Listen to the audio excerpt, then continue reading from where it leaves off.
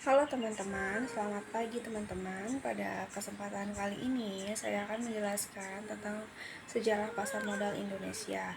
Sebelumnya, perkenalkan nama saya Rohila dengan NPM 23411006. Oke, jadi di sini saya akan menjelaskan sejarah pasar modal di Indonesia ya. Pasar modal di Indonesia itu memiliki perjalanan yang cukup panjang dan mengalami berbagai perkembangan dari masa ke masa.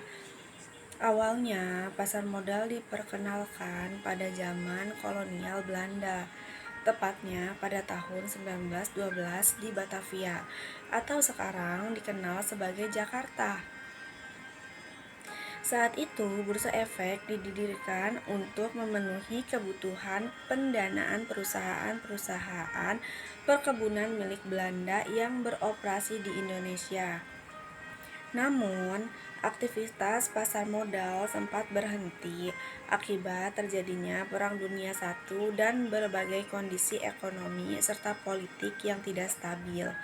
Setelah Indonesia merdeka, pemerintah berupaya menghidupkan kembali pasar modal dengan membuka Bursa Efek Jakarta pada tahun 1952.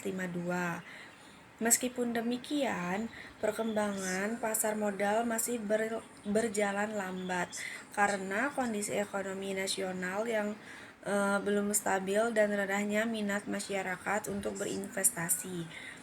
Pada tahun 1977, pemerintah kembali mengaktifkan pasar modal melalui pembentukan Badan Pelaksana Pasar Modal atau BAPE-PAM yang bertugas mengawasi dan mengembangkan pasar modal Indonesia.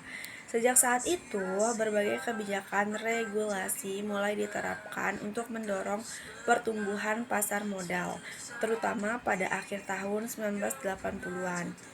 Melalui paket Desember pada Pakdes yang memberikan kemudahan bagi perusahaan untuk melakukan penawaran saham kepada publik. Perkembangan pasar modal semakin pesat dengan meningkatnya jumlah perusahaan yang melakukan Initial Public Offering atau IPO serta bertambahnya jumlah investor. Pada tahun 1995, pemerintah mengesahkan Undang-Undang Nomor 8 Tahun 1995 tentang pasar modal yang menjadi landasan hukum utama dalam penyelenggaraan pasar modal Indonesia. Selanjutnya, perkembangan teknologi turut mengubah sistem perdagangan yang sebelumnya dilakukan secara manual menjadi sistem perdagangan elektronik yang lebih cepat, transparan, dan efisien.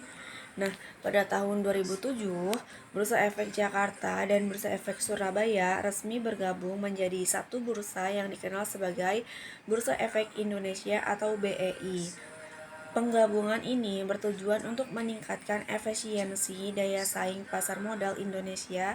Saat ini, pasar modal Indonesia terus berkembang dengan hadirnya berbagai instrumen investasi seperti saham, obligasi, reksadana, dan suku. Nah, selain itu, kemajuan teknologi digital memungkinkan masyarakat untuk berinvestasi dengan mudah melalui aplikasi online. Dengan semakin meningkatnya literasi keuangan dan jumlah investor, pasar modal Indonesia diharapkan dapat menjadi sumber pendanaan yang kuat bagi perusahaan, sekaligus sarana investasi yang menguntungkan bagi masyarakat. Demikian penjelasan mengenai sejarah pasar modal Indonesia. Terima kasih atas perhatian teman-teman semua. Saya ucapkan wassalamualaikum warahmatullahi wabarakatuh.